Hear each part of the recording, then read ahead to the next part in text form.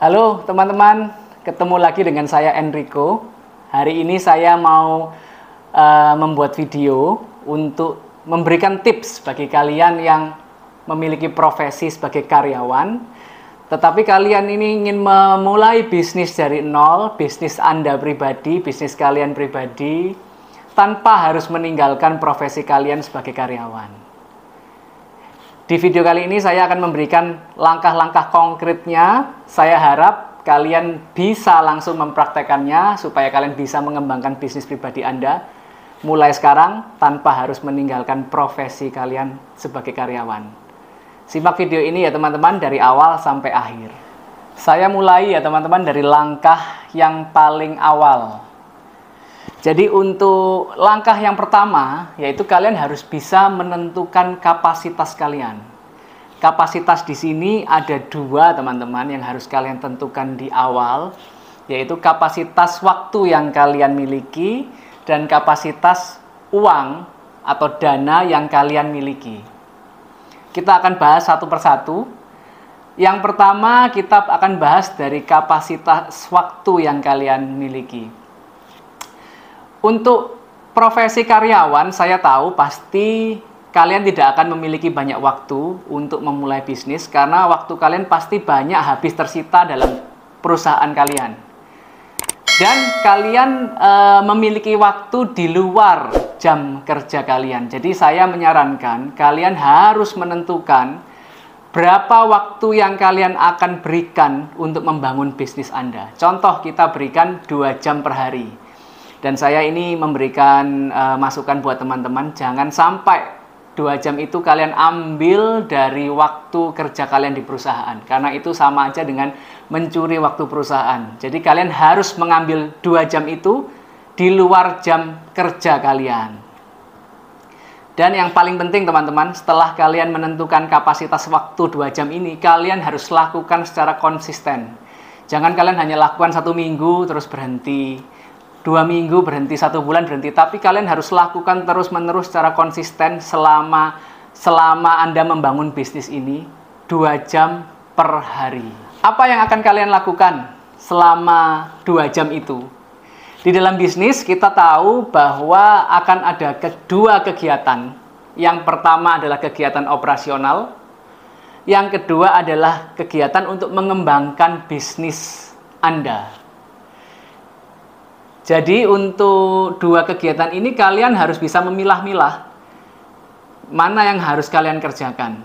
Kalau untuk kegiatan operasional, kalian bisa serahkan ke orang lain, contohnya karyawan atau partner Anda.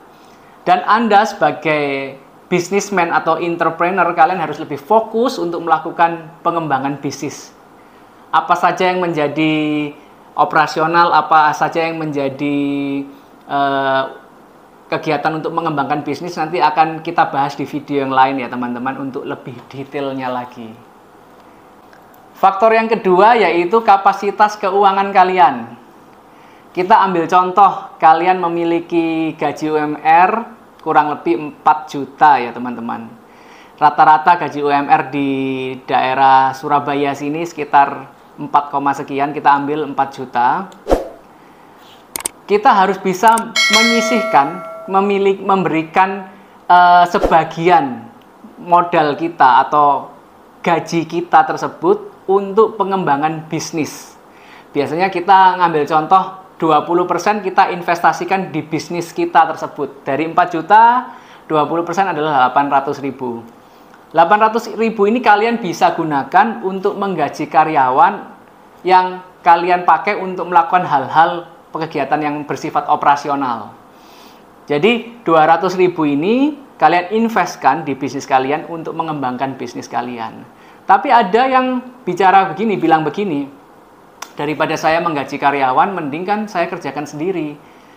Itu sebenarnya pemikiran yang salah teman-teman. Karena pada saat kalian melakukan hal-hal yang bersifat operasional dalam bisnis Anda akan sulit berkembang atau bahkan akan lama sekali untuk berkembangnya. Karena kita sebagai owner atau sebagai business owner tidak memikirkan hal-hal yang lebih global untuk pengembangan bisnis.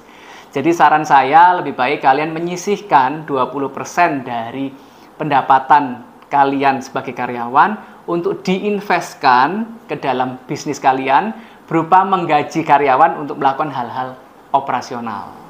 Atau yang kedua, kalian tidak meng-hire karyawan, tapi kalian mengajak partner untuk bekerja sama. Jadi partner Anda ini yang melakukan hal-hal yang sifatnya operasional, Anda sebagai owner tetap melakukan hal-hal yang bersifat global pengembangan bisnis. Jadi pertanyaannya, dana 20% dari 4 juta tadi yang senilai 800.000 tadi, kita gunakan untuk investasi apa? Jawabannya yaitu investasi ilmu. Karena kita tahu investasi leher ke atas itu penting. Jadi 800.000 itu kalian bisa lakukan pakai ya. Kalian bisa pakai untuk mungkin training, webinar, workshop yang berhubungan dengan bisnis kalian. Supaya ilmu-ilmu yang kalian dapat akan bisa bermanfaat untuk pengembangan bisnis kalian ke depannya. Ya, itu teman-teman tips. Dari awal sampai sekarang ini yang terpenting hanya satu, teman-teman. Setelah kalian menentukan kapasitas waktu dan modal atau keuangan kalian, dua hal ini yang paling penting adalah kalian harus melakukan secara konsisten. Tanpa berputus asa, lakukan terus-menerus apa yang sudah kalian berikan untuk bisnis.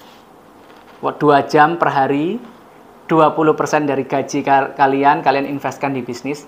Lakukan itu secara kontinu, terus-menerus, tanpa berputus asa.